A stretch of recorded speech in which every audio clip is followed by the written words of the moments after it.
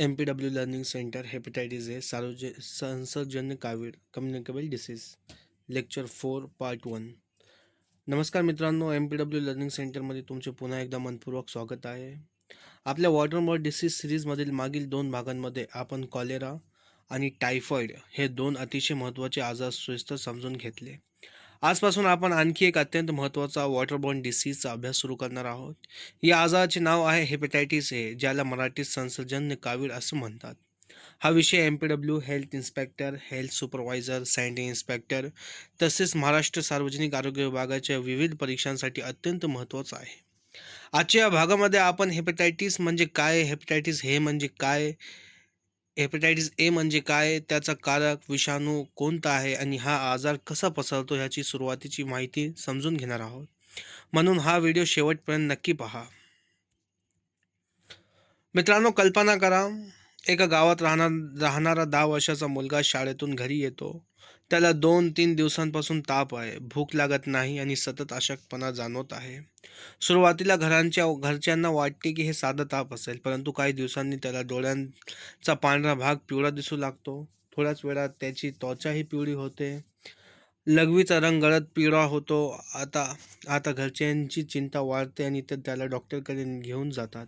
Doctor तपासणी करून सांगतात, याला हेपेटायटिस हे म्हणजे संसर्गजन्य कावीळ झालं आहे. पण मित्रांनो, ही कावीळ नेमकी का होते, ती एका व्यक्तीकडून दुसऱ्याकडे कशी पसरते, याचा आपल्या यकृताशी म्हणजेच लिव्हरची काय संबंध आहे, याच्या सर्व प्रश्नांची उत्तरे आपण या संपूर्ण मालिकेत समजून घेणार आहोत. मित्रांनो, हे निरोगी यकृत आणि सूज आलेले यकृत. निरोगी यकृत आणि सूज आलेले यकृत हेपेटायटिस एक तुलनात्मक दृश्य आहे. आता हेपेटायटिस म्हणजे काय? आता सर्वात आधी आपण हेपेटायटिस या शब्दाचा अर्थ समजून घेऊ. हेपेटायटिस हा शब्द 2 भागांपासून तयार झाला आहे. हेपॅटो म्हणजे यकृत म्हणजे लिव्हर आणि एटिस म्हणजे दाह किंवा सूजन, इन्फ्लॅमेशन म्हणजे हेपेटायटिस म्हणजे यकृताला आलेली सूज किंवा दाह. ही सूज विविध कारणांमुळे येऊ शकते. उदाहरणार्थ, विषाणूमुळे म्हणजे व्हायरस, काही औषधांमुळे, अल्कोहोलच्या अतिसेवनामुळे, काही विषारी रसायनांमुळे किंवा ऑटोइम्यून रोगांमुळे. परंतु आज आपण ज्या आजाराबद्दल शिकणार आहोत तो व्हायरसमुळे होणारा हेपेटायटिस आहे आणि त्यामधील सर्वात सामान्य प्रकार म्हणजे hepatitis A. Screen keywords: hepatitis is equal to liver inflammation. Hepatitis म्हणजे लिव्हरवरची सूजन. हेपेटो म्हणजे लिव्हर आणि इटिस म्हणजे इन्फ्लॅमेशन म्हणजे सूजन. आता तुम्हाला हेपेटायटिस म्हणजे काय हे समजले. पुढील भागामध्ये आपण जाणून घेणार आहोत हेपेटायटिस ए म्हणजे नेमके काय, तसेच याचा कारक विषाणू कोणता आहे आणि तो आपल्या शरीरात प्रवेश कसा करतो. चला तर मग पुढील भागामध्ये याची सविस्तर माहिती पाहूया. Step 2, definition plus causative agent आपण ह्याच्यात बघणार आहोत. मित्रांनो, आतापर्यंत आपण हेपेटायटिस म्हणजे काय हे समजून घेतले. आता आपण जाणून घेऊया की हेपेटायटिस ए म्हणजे नेमकं कोणता आजार आहे. हेपेटायटिस एची व्याख्या म्हणजे डेफिनेशन. हेपेटायटिस ए हा हेपेटायटिस ए व्हायरस म्हणजे HAV मुळे होणारा संसर्गजन्य विषाणूजन्य आजार म्हणजे व्हायरल इन्फेक्शियस डिसीज आहे. या आजारामध्ये मुख्यतः यकृत म्हणजे लिव्हर प्रभावित होते. HAV शरीरात प्रवेश केल्यानंतर यकृताचा पेशींवर हेपॅटोसाइट्स पोहोचतो आणि ते दाह म्हणजे इन्फ्लॅमेशन निर्माण करतो. यामुळे यकृताचे कार्य काही काळासाठी बिघडते आणि रुग्णामध्ये कावीळ म्हणजे जॉन्डिस, ताप, अशक्तपणा, भूक न लागणे आणि गडद पिवळी लघवी अशी लक्षणे दिसून येतात. महत्त्वाची गोष्ट म्हणजे हा आजार बहुतेक वेळा स्वतःहून बरा होणारा म्हणजे सेल्फ लिमिटिंग डिसीज आहे. योग्य विश्रांती, पुरेसे द्रव पदार्थ आणि योग्य आहार घेतल्यास बहुतांश रुग्ण पूर्णपणे बरे होतात.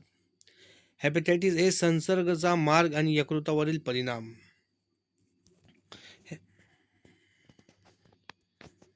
हे बघा, तोंडाद्वारे हेपेटायटिस लिव्हरपर्यंत चालला आणि लिव्हरवर मग सूज यायली. मित्रांनो, हेपेटायटिस हे आजार प्रामुख्याने दूषित अन्न आणि दूषित पाण्याद्वारे पसरतो. म्हणूनच हा वॉटरबॉर्न डिसीज म्हणून ओळखला जातो. जेव्हा एखादी व्यक्ती दूषित पाणी किंवा अन्न सेवन करते तेव्हा HAV शरीरात प्रवेश करतो. म्हणजेच हेपेटायटिस ए व्हायरस शरीरात प्रवेश करतो. हा विषाणू पचन संस्थेतून प्रवास करून रक्ताद्वारे यकृतापर्यंत पोहोचतो. त्यानंतर यकृतामध्ये संसर्ग निर्माण होतो. याच प्रक्रियेला आपण पुढील भागामध्ये पॅथोजेनेसिस शिकताना सविस्तर अभ्यास करू. आता ह्याचा पॉझिटिव्ह एजंट म्हणजे कारक जीव कोणता आहे? आता सर्वात महत्त्वाचा प्रश्न, हा आजार नेमका कोणामुळे होतो? उत्तर आहे hepatitis A virus HAV. HAV हा एक RNA व्हायरस आहे. तो पिकोरनॅव्हिरिडाय डाय या व्हायरस फॅमिलीमधील हेपॅटोव्हायरस या जीनसमध्ये मोडतो. हा विषाणू आकाराने अत्यंत लहान असून त्याला बाहेरील लिपिड इन्व्हेलप असतो, म्हणून त्याला नॉन इन्व्हेलप व्हायरस असे म्हणतात. याच कारणामुळे हा विषाणू बाह्य वातावरणात तुलनेत अधिक काळ टिकू शकतो.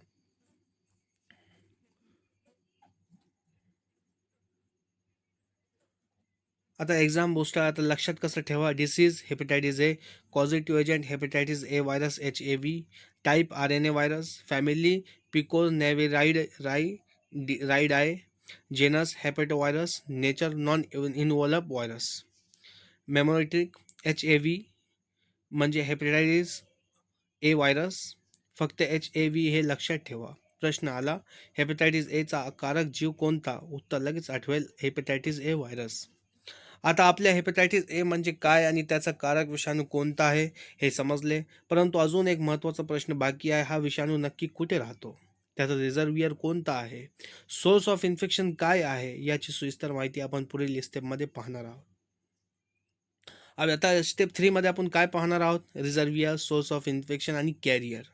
मित्रांनो, आतापर्यंत आपण हेपॅटायटिस ए म्हणजे काय आणि त्याचा कारक विषाणू म्हणजे हेपॅटायटिस ए व्हायरस आहे हे समजून घेतले. आता आपण पब्लिक हेल्थ आणि MPW परीक्षेच्या दृष्टीने अत्यंत महत्त्वाचा भाग शिकणार आहोत. तो म्हणजे रिझर्व्हियर, सोर्स ऑफ इन्फेक्शन, कॅरियर. या 3 संकल्पनांमध्ये विद्यार्थ्यांचा अनेकदा गोंधळ होतो. आज आपण तो गोंधळ कायमचा दूर करू. रिझर्व्हियर म्हणजे काय?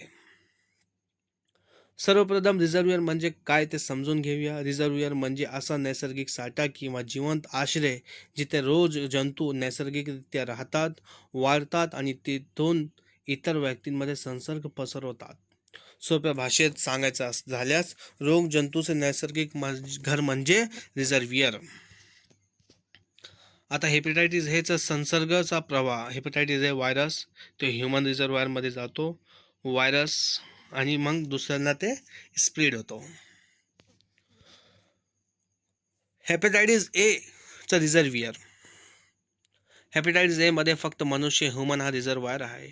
म्हणजे HAV नैसर्गिकरित्या माणसामध्येच राहतो. प्राणी किंवा पक्षी हे हेपॅटायटिस ए चे रिझर्व्हियर नाहीत. हा मुद्दा परीक्षेत अनेक वेळा विचारला जातो. Reservoir is equal to human only, no animal reservoir. Source of infection म्हणजे काय? आता दुसरी महत्त्वाची संकल्पना, source of infection. Source of infection म्हणजे ज्या माध्यमातून किंवा ज्या स्त्रोतामधून निरोगी व्यक्तीपर्यंत रोग जंतू पोहोचतात त्याला सोर्स ऑफ इन्फेक्शन असे म्हणतात. रिझर्व्हियर आणि सोर्स एकच असतीलच असे नाही, परंतु हेपॅटायटिस ए मध्ये दोन्ही एकमेकांशी जवळचा संबंध आहे. हेपॅटायटिस ए मध्ये सोर्स ऑफ इन्फेक्शन. हेपॅटायटिस ए मध्ये संसर्ग मुख्य स्रोत म्हणजे संक्रमित व्यक्तीचे विष्ठा, म्हणजे संक्रमित व्यक्तीचा स्वच्छ म्हणजे फिसेस म्हणजे आपली लॅट्रिन. संक्रमित व्यक्तीचा विष्ठेमध्ये HAV मोठ्या प्रमाणात बाहेर पडतो. जर ही विष्ठा पाणी किंवा अन्न दूषित करत असेल तर तो अन्न किंवा पाणी सेवन करणाऱ्या निरोगी व्यक्तीला संसर्ग होतो. हे बघा, आपण एका फ्लो चार्टमधून समजून घेऊया. हेपॅटायटिस एचा फैलाव आणि संक्रमण कसा होतो. एक इन्फेक्टेड पर्सन आहे, तो एक स्वच्छ करतो व्हायरस इन स्टूल, आणि मग ते पिण्याचे पाणीमध्ये जातो. मग हेल्थी माणूस ते पाणी पितो आणि मग त्याला हेपॅटायटिस ए असा व्हायरस होऊन जातो. मित्रांनो, समजा एखाद्या व्यक्तीला हेपॅटायटिस ए झाला आहे आणि त्याने स्वच्छ केल्यानंतर हात साबणाने व्यवस्थित धुतले नाहीत आणि त्याच हाताने त्याने अन्न तयार केले तर त्या अन्नामध्ये HAV पोहोचू शकतो. जर ते अन्न इतरांनी खाल्ले तर त्यांनाही हेपॅटायटिस ए होऊ शकतो. म्हणून व्यक्ती स्वच्छता, पर्सनल हायजीन या आजाराच्या प्रतिबंधातील सर्वात महत्त्वाचा भाग आहे. कॅरियर म्हणजे काय? आता तिसरी संकल्पना, कॅरियर म्हणजे अशी व्यक्ती जिच्या शरीरात रोगजंतू असतात पण तिला कोणतीही स्पष्ट लक्षणे नसतात तरीसुद्धा ती इतरांना संसर्ग देऊ शकते.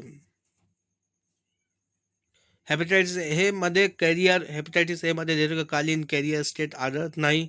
मात्र रुग्णामध्ये लक्षणे दिसण्याच्या काही दिवस आधी आणि आजाराच्या सुरुवातीच्या काळात विष्ठेद्वारे विषाणू बाहेर पडत असल्यामुळे त्या काळात संसर्ग पसरण्याची शक्यता जास्त असते. म्हणूनच रुग्णाची लक्षणे दिसून येण्यापूर्वी ही तो इतरांना संसर्ग देऊ शकते. आता एक्झाम बुस्टरसाठी लक्षात ठेवा. रिझर्वियर म्हणजे रिझर्वेशन ह्युमन आहे. Source of infection infected persons faeces म्हणजे एक इन्फेक्टेड पर्सनचा शौच म्हणजे latrine. Spread contaminated food and water. Long term carrier not scene.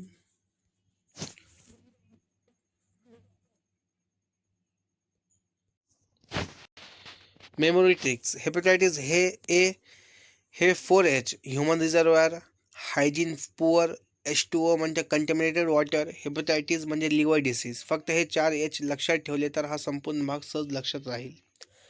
आता आपल्या HIV कुठे राहतो, संसर्गाचा स्रोत कोणता आहे आणि कॅरियरबद्दलची माहिती समजली. परंतु अजून सर्वात महत्त्वाचा प्रश्न बाकी आहे. हा विषाणू एका व्यक्तीकडून दुसऱ्या व्यक्तीकडे नेमका कसा पोहोचतो, म्हणजेच मोड ऑफ ट्रान्समिशन काय आहे, याची सविस्तर माहिती आपण पुढील स्टेपमध्ये पाहणार आहोत. आता पुढील स्टेपमध्ये म्हणजे स्टेप 4मध्ये आपण काय मोड ऑफ ट्रान्समिशन पाहणार आहोत. मित्रांनो, आतापर्यंत आपण हेपॅटायटिस एचा कारक, विषाणू, रिझर्वियर, सोर्स ऑफ इन्फेक्शन आणि कॅरियर याचा अभ्यास केला. आता आपण या रोगातील सर्वात महत्त्वाचा आणि परीक्षेमध्ये वारंवार विचारला जाणारा भाग शिकवणार आहेत. तो म्हणजे मोड ऑफ ट्रान्समिशन म्हणजे संसर्गाचा प्रसार. जर हा भाग व्यवस्थित समजला तर हेपॅटायटिस एचा संपूर्ण रोग कसा पसरतो हे सहज लक्षात राहील. मोड ऑफ ट्रान्समिशन म्हणजे काय? मोड ऑफ ट्रान्समिशन म्हणजे रोग जंतू एका संक्रमित व्यक्तीकडून निरोगी व्यक्तीपर्यंत कोणत्या मार्गाने पोहोचतो त्या प्रक्रियेला मोड ऑफ ट्रान्समिशन म्हणतात. आता हेपॅटायटिस ए कसा पसरतो? हेपॅटायटिस एचा प्रसार मुख्य फिको ओरल रूटद्वारे होतो. यालाच मराठीत मुख मार्ग असे म्हणतात. याचा अर्थ संक्रमित व्यक्तीच्या विष्ठेमधील HIV हा दूषित पाणी, अन्न किंवा घाणेरड्या हातांद्वारे दुसऱ्या व्यक्तीच्या तोंडामध्ये प्रवेश करतो. यामुळे या व्यक्तीला हेपॅटायटिस हे होतो. मित्रांनो, एक उदाहरण पाहूया. समजा एखाद्या व्यक्तीला हेपॅटायटिस ए झाला आहे. त्याने शौचानंतर साबणाने हात धुतले नाहीत. त्यानंतर त्याच हातांनी त्याने अन्न बनवले किंवा फळे कापली. आता त्या अन्नामध्ये HIV पोहोचला. जेव्हा दुसरी व्यक्ती ते अन्न खाते तेव्हा विषाणू तिच्या शरीरात प्रवेश करतो. अशा प्रकारे संसर्गाची साखळी पुढे सुरू राहते. हेपॅटायटिस ए पसरण्याचे प्रमुख मार्ग. दूषित पाणी म्हणजे कंटॅमिनेटेड वॉटर हा सर्वात महत्त्वाचा मार्ग आहे. जर पिण्याचे पाणी मलमूत्रामुळे दूषित झाले असेल तर HIV सहजपणे अनेक लोकांमध्ये पसरू शकतो. हे बघा गावातील पाणी पुरवठ्यातील दूषितीकरण आणि आजाराचा धोका. दूषित अन्न कंटॅमिनेटेड फूड. जर संक्रमित व्यक्तीने स्वच्छ हात न पाळता अन्न तयार केले तर त्या अन्नामधून HIV इतर लोकांमध्ये पसरू शकतो. विशेष रस्त्यावरील उघडे अन्न, कापलेली फळे, सॅलड, दूषित बर्फ म्हणजे आईस, दूषित पाणी वापरून बनवलेले पदार्थ यामधून संसर्ग होण्याची शक्यता जास्त असते. व्यक्ती स्वच्छतेचा अभाव. जर शौचानंतर साबणाने हात धुतले नाहीत तर हातावर असलेले विषाणू अन्न किंवा पाण्यामध्ये जाऊ शकतात. म्हणून हँड वॉशिंग विथ सोप हा हेपॅटायटिस ए प्रतिबंधातील सर्वात प्रभावी उपाय आहे. जवळचा वैयक्तिक संपर्क. कुटुंबातील सदस्य, बालवाडी, डे केअर सेंटर, वसतिगृह, हॉस्टेल किंवा गर्दीच्या ठिकाणी राहणाऱ्या व्यक्तीमध्ये संसर्ग लवकर पसरू शकतो. कारण अशा ठिकाणी स्वच्छतेकडे दुर्लक्ष झाल्यास फिको ओरल ट्रान्समिशन सहज घडते. हेपॅटायटिस ए कशामुळे पसरत नाही हा भाग देखील परीक्षेसाठी महत्त्वाचा आहे. हेपॅटायटिस ए साधारणपणे खालील मार्गाने पसरत नाही. खोकल्याने, शिंकण्याने, हवेद्वारे म्हणजे एअरबॉर्न, डास चावल्याने, साध्या हस्तांदोलनाने. जर हात स्वच्छ असतील तर. Exam booster. Transmission route. Faeco oral route. Spread through, दूषित पाणी, दूषित अन्न, अस्वच्छ हात, खराब अस्वच्छता व्यवस्था. Not spread through, air, mosquito, cough, sneezing. Memory. 4F rule hepatitis A लक्ष ठेवण्यासाठी. Faeces, fingers, food, fluid, water. यानंतर माउथ, लिव्हर हेपॅटायटिस हे संपूर्ण साखळी लक्षात ठेवा. मित्रांनो, आता आपल्याला हेपॅटायटिस एचा संसर्ग नेमका कसा पसरतो हे पूर्णपणे समजले. आता पुढील स्टेपमध्ये आपण पाहणार आहोत इन्क्युबेशन पिरियड म्हणजे काय, तसेच कोणत्या व्यक्तींना हेपॅटायटिस हे होण्याचा धोका जास्त असतो याबद्दल सविस्तर माहिती पुढील भागामध्ये घेऊया. स्टेप 5 मध्ये आपण काय बघणार आहे, incubation period, risk factors, high risk group. मित्रांनो, आतापर्यंत आपण हेपॅटायटिस ए कसा पसरतो हे सविस्तर समजून घेतले. आता एक महत्त्वाचा प्रश्न निर्माण होतो, जर एखाद्या व्यक्तीने आज दूषित अन्न किंवा दूषित पाणी सेवन केले तर त्याला उद्याच कावीळ होईल का?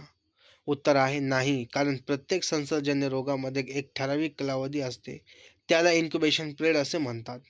इन्क्युबेशन पिरियड म्हणजे काय? इन्क्युबेशन पिरियड म्हणजे रोग जंतू शरीरात प्रवेश केल्यापासून रोगाची पहिली लक्षणे दिसेपर्यंत कालावधी. या काळामध्ये विषाणू शरीरात वाढत असतो. रुग्णाला कोणतीही स्पष्ट लक्षणे नसू शकतात, पण शरीरामध्ये संसर्गाची प्रक्रिया सुरू असते. आता हेपॅटायटिस एचा इन्क्युबेशन पिरियड साधारण 15 ते 50 दिवस असतो, परंतु सरासरी एव्हरेज इन्क्युबेशन पिरियड सुमारे 28 दिवस असतो. म्हणजेच आज दूषित अन्न किंवा पाणी सेवन केले तर साधारण 4 आठवड्यानंतर लक्षणे दिसू शकतात. Screen keywords, incubation period 15 to 50 days म्हणजे 15 ते 50 दिवस, एव्हरेज 28 दिवस. एक्झाम पॉईंट, हा प्रश्न परीक्षेमध्ये वारंवार विचारला जातो. हेपॅटायटिस एचा इन्क्युबेशन पिरियड किती आहे? तर योग्य उत्तर आहे 15 ते 50 दिवस. आता रिस्क फॅक्टर बघूया, धोक्याची कारणे. आता पाहूया कोणत्या परिस्थितीत हेपॅटायटिस ए होण्याचा धोका वाढतो. नंबर 1, दूषित पाणी पिणे. जर पिण्याचे पाणी मलमूत्रामुळे दूषित झाले असेल तर HIV सह शरीरात प्रवेश करू शकतो. म्हणून सुरक्षित पाणी शुद्ध पिण्याचे पाणी अत्यंत आवश्यक आहे. दूषित अन्न खाणे, उघडे अन्न, रस्त्यावरील अस्वच्छ खाद्यपदार्थ, स्वच्छता न पाळता बनवलेले अन्न, या सर्वांमधून संसर्ग होऊ शकतो. हात न धुता जेवणे, शौचानंतर साबणाने हात न धुणे हे हेपॅटायटिस ए पसरण्याचे सर्वात महत्त्वाचे कारण आहे. हँड हायजीन हा सर्वात प्रभावी प्रतिबंधक उपाय आहे. खराब स्वच्छता व्यवस्था, पोर सॅनिटेशन, ज्या भागामध्ये उघड्यावर स्वच्छ दूषित पाणी, सांडपाण्याची योग्य व्यवस्था नाही, कचऱ्याचे अयोग्य व्यवस्थापन, अशा ठिकाणी हेपॅटायटिस एचा प्रसार जास्त प्रमाणात होऊ शकतो. स्वच्छ परिसरात राहणे, झोपडपट्टी, पूरग्रस्त भाग, गर्दी अस्वच्छ परिसरात राहणे म्हणजे कोणते? झोपडपट्टी, पूरग्रस्त भाग, गर्दीची वसतिगृह, डे केअर सेंटर्स, या ठिकाणी संसर्ग वेगाने पसरू शकतो. High risk group. आता पाहूया कोणत्या व्यक्तींना हेपॅटायटिस ए होण्याचा धोका अधिक असतो. लहान मुले, विशेष त्या भागामध्ये अस्वच्छतेची कमतरता आहे. दूषित भागात राहणारे लोक, ज्या भागात सुरक्षित पाणी आणि स्वच्छतेची सुविधा कमी आहे, म्हणजेच प्रवासी ट्रॅव्हलर्स, ज्या व्यक्ती हेपॅटायटिस ए जास्त प्रमाणात असलेल्या भागात प्रवास करतात. डे केअर सेंटरमधील मुले आणि कर्मचारी. लहान मुलांमध्ये वैयक्तिक स्वच्छता कमी असल्यामुळे संसर्ग लवकर पसरू शकतो. संक्रमित व्यक्तीच्या संपर्कातील लोक, विशेषतः एकाच घरातील सदस्य. एक्झाम बूस्टर, रिस्क फॅक्टर, दूषित पाणी, दूषित अन्न, poor and hygiene, poor and sanitation, overcrowding, high risk groups, children, family contact, traveller, day care centre. Memories trick, 5C rule, contaminated water, contaminated food, children, close contact, and crowded and poor sanitation. He 5C लक्षात ठेवली का risk factor आणि high risk group सहज लक्षात राहतील. मित्रांनो, आतापर्यंत hepatitis ए ची मूलभूत माहिती, कारक, विषाणू, रिझर्वियर, सोर्स ऑफ इन्फेक्शन, ट्रान्समिशन. आता आता पार्ट 1च्या शेवटच्या स्टेपमध्ये आपण पाहणार आहोत भारतातील आणि महाराष्ट्रातील हेपॅटायटिस एची एपिडेमिओलॉजी, MPWच्या दृष्टीने महत्त्वाचे मुद्दे, 2 मिनिटात झटपट उजळणी, एक्झाम बूस्टर, MCQs. चला तर मग पार्ट 1चा अंतिम टप्पा पाहूया. स्टेप 6.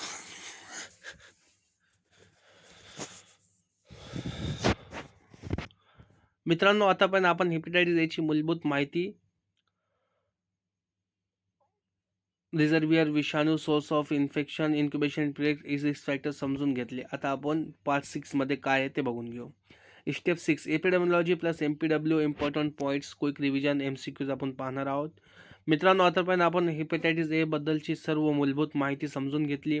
आता पार्ट 1च्या शेवटच्या टप्प्यामध्ये आपण या रोगाचे एपिडेमिओलॉजी MPW परीक्षेच्या दृष्टीने महत्त्वाचे मुद्दे, झटपट उजळणी आणि काही संभाव्य MCQज पाहणार आहोत. एपिडेमिओलॉजी रोगशास्त्रीय माहिती. हेपेटायटिस ए हा आजार संपूर्ण जगभरात आढळतो. भारतासारखे विकसनशील देशांमध्ये सुरक्षित पिण्याचे पाणी आणि स्वच्छतेची कमतरता असलेल्या भागांमध्ये हा आजार अधिक प्रमाणात आढळतो. लहान मुलांमध्ये संसर्गाचे प्रमाण जास्त असते. पूर, पाणी पुरवठा दूषित होणे, मलनिसारण व्यवस्थेमध्ये बिघाड होणे किंवा स्वच्छतेची कमतरता असल्यास सामूहिक उद्रेक म्हणजे आउटब्रेक होऊ शकतो. म्हणून सुरक्षित पाणी, शौचालयाचा वापर आणि वैयक्तिक स्वच्छता ही सार्वजनिक आरोग्याच्या दृष्टीने अत्यंत महत्त्वाची आहे. MPWच्या दृष्टीने महत्त्वाची जबाबदारी. एक मल्टीपर्पज हेल्थ वर्कर म्हणून तुमची भूमिका अत्यंत महत्त्वाची असते. नंबर 1 सुरक्षित पिण्याच्या पाण्याबाबत जनजागृती करणे. शौचानंतर आणि जेवणापूर्वी साबणाने हात धुण्याचे महत्त्व सांगणे. शौचानंतर आणि जेवणापूर्वी साबणाचे हात धुण्याचे महत्त्व सांगणे. उघड्यावर शौच करण्यास प्रतिबंध करणे. दूषित पाणी पुरवठ्याची माहिती वरिष्ठ अधिकाऱ्यांना देणे. संशयित रुग्णांना लवकर ओळख करून त्यांना आरोग्य संस्थेत पाठवणे. साथीचे संशय असल्यास तात्काळ माहिती देणे आणि आवश्यक सार्वजनिक आरोग्य उपाययोजनांमध्ये सहभागी होणे. आता one liner revision. Disease hepatitis A, causative agent hepatitis A virus, type RNA virus, family picornaviridae, genus hepatovirus, reservoir human, source of infection infected person faeces, transmission faeco oral route, incubation period 15 ते 50 दिवस, ॲव्हरेज इन्क्युबेशन पिरियड 28 दिवस, chronic carrier state absent, main prevention safe water, food hygiene, hand washing and sanitation. 2 minute quick revision. चला मित्रांनो, आज आपण काय शिकलो तो एका